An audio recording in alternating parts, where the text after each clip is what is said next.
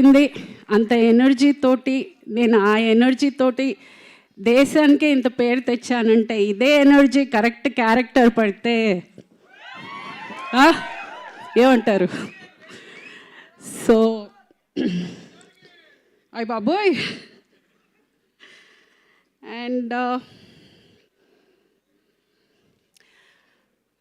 ప్రగతి మహావాదిగా అక్కడ నేను రిప్రజెంట్ చేసిన, నేను నా సినిమా ఫ్యామిలీని రిప్రజెంట్ చేశానని అనుకుంటాను.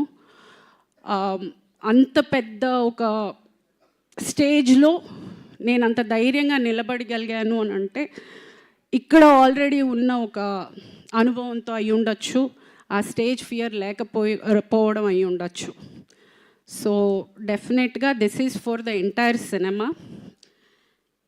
స్టార్ట్ చేసినప్పుడు చాలామంది కింద నీకు ఈ వయసులో అవసరమా, జిమ్కి జిమ్ బట్టలే వేసుకోవాలండి, నేను చీర కట్టుకుని చుడిదార్ వేసుకుని చేయలేను. ఫస్ట్ నాకు డౌట్ వచ్చింది, ఏమన్నా తప్పు చేస్తున్నావా, ఇంత దరిద్రంగా తిడుతున్నారే, ఇంత అసహ్యంగా ఫీల్ చేస్తున్నారే, నేను ఏమన్నా తప్పు చేస్తున్నానా? ఎదిగిన కూతురు ఉంది, ఆ పిల్ల స్కూల్కి వెళ్తుంది, కాలేజ్కి వెళ్తుంది, ఆ పిల్లకి ఫ్రెండ్స్ ఉన్నారు, ఇంత మాటలు అనేది బాధపడ్డా స్టార్టింగ్లో.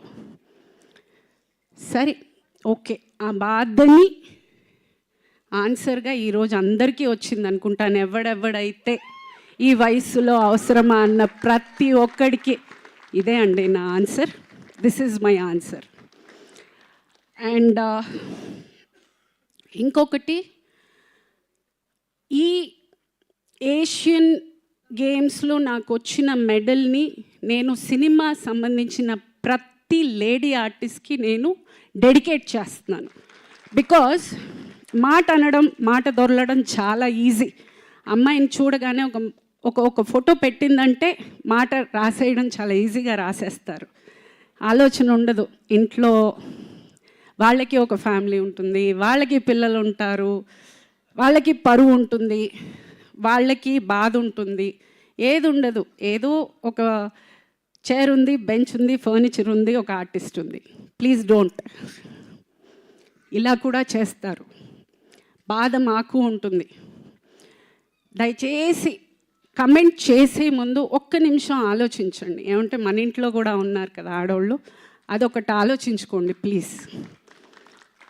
ఇది పేరున్న ప్రతి ఒక్క లేడీ ఆర్టిస్ట్కి నేను చాలా గౌరవంగా తీసుకొచ్చిన గిఫ్ట్ అని చెప్పచ్చు.